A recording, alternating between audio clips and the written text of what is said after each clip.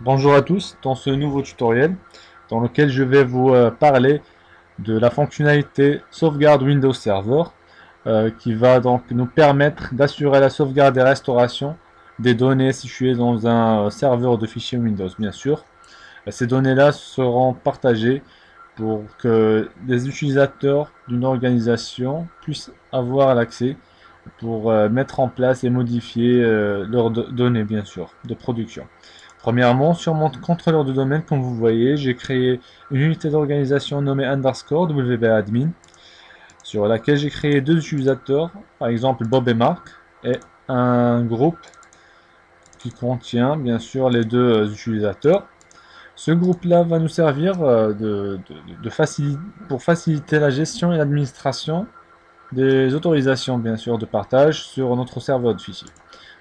Quant à notre serveur de fichiers, il tourne sous 2008 R2. Bien sûr, pour bénéficier de la fonctionnalité sauvegarde Windows Server, il faut l'ajouter depuis gestionnaire de serveur, fonctionnalité, ajouter des fonctionnalités, et on coche la case fonctionnalité de la sauvegarde de Windows Server.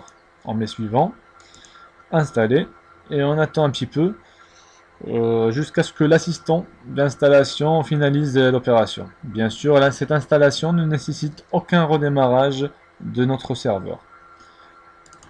Et voilà, l'installation a bien été réussie. Donc, avec succès. Si on souhaite accéder à cette console, la console de Windows Sauvegarde, on peut y accéder avec tout simplement avec un raccourci wp-admin.msc. On clique sur Entrée. Et voilà. On a la console qui se présente comme suit. Pour faire des planifications de sauvegarde, à droite, sauvegarde unique ou bien faire une récupération à partir d'une sauvegarde déjà réalisée. Nos données sont bien sûr stockées dans un répertoire nommé projet, bien sûr, qui contient des sous-répertoires selon des directions, bien sûr, dans notre organisation. Par exemple, 01 administration, 02 commercial et 03 compta. J'ai déjà partagé ce dossier avec le groupe Partage Projet. Voilà. J'ai accordé l'autorisation lecture-écriture à ce groupe pour que les deux utilisateurs puissent faire les modifications des données sur ce partage-là. Voilà. Et j'ai une troisième machine sous Windows 7 qui va nous servir de client. Par exemple, l'utilisateur Marc va essayer de se connecter dessus.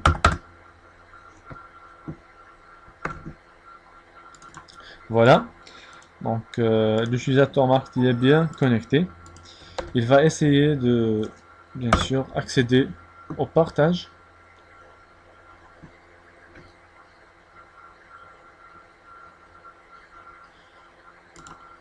Voilà, donc il arrive bien à accéder à son partage. Par exemple, il va essayer de créer un répertoire sous administration nommé marque-perso. Il va donc créer aussi d'autres fichiers, par exemple un fichier texte, note. Voilà. Donc pour faire la simulation, l'exercice de la sauvegarde et restauration, on va retourner vers notre serveur de fichiers, dans notre console d'administration, sauvegarde de Windows Server. On va aller sur sauvegarde unique, suivant, serveur enchaînant, personnalisé bien sûr. On va choisir le répertoire en question. On souhaite assurer sa sauvegarde. On va cocher le répertoire projet avec l'ensemble des sous-répertoires. On clique sur OK, suivant. Voilà, donc la destination de notre sauvegarde sera donc faite dans un emplacement local, dans un volume dédié, qui est le volume Z. Celui-là. OK. On clique sur suivant bien sûr, puis on confirme en cliquant sur sauvegarde. Là, l'assistant va essayer de faire une création de disque de sauvegarde. Bien sûr, après donc un calcul de données. Comme vous pouvez le voir, l'assistant de sauvegarde a réussi à trouver 28 fichiers de taille 5,62 MO. Sauvegarde en cours et terminée. C'est bon. C'est parfait. Comme vous voyez, donc la sauvegarde a bien été effectuée avec succès, avec la description réussite. Voilà. Si par exemple l'utilisateur marque supprime les deux répertoires, notez bien les deux répertoires marque-perso et rep01 du répertoire administration, 01 administration d'une manière définitive. Voilà. Si on revient sur notre serveur de fichiers, voilà, administration, et hop, les deux répertoires ont disparu. Maintenant, il faut faire une restauration, bien sûr.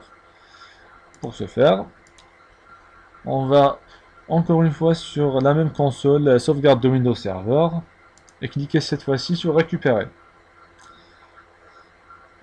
Voilà, c'est sur ce serveur local. La date de la sauvegarde, c'est aujourd'hui. La dernière sauvegarde, fichier et dossier, oui. L'assistant a trouvé la sauvegarde disponible à cette date, qui contient la sauvegarde de projet. Nous, on va pas, bien sûr, restaurer l'ensemble des éléments du répertoire projet. Il nous faut juste les deux sous-répertoires marque perso et rep01. Ok. On va essayer de les sauvegarder. Pour cliquer, pour utiliser ou plutôt choisir deux répertoires, on reste appuyé sur CTRL, puis on clique avec notre souris sur les dossiers qu'on souhaite sélectionner. En mai suivant, la destination de notre restauration sera bien sûr l'emplacement d'origine. Et cet élément, il est très essentiel, paramètre de sécurité. Il permet de restaurer les autorisations de la liste de contrôle d'accès aux fichiers ou dossiers à récupérer. Bien sûr, pour restaurer les autorisations et pour que nos utilisateurs puissent y accéder comme avant. Suivant. Voilà, donc c'est un résumé des dossiers qui vont être restaurés. On clique sur récupérer. Et là, on actualise. Voilà. Terminé. Et notre utilisateur arrive bien donc voir ces données qui ont été supprimées par erreur, par exemple. Ok. Ben, j'espère que ce tutoriel sera utile pour vous. Si vous avez des questions, n'hésitez pas à les poser sous forme de commentaires ou bien de me contacter. Je tiens à vous remercier et je vous dis à très bientôt.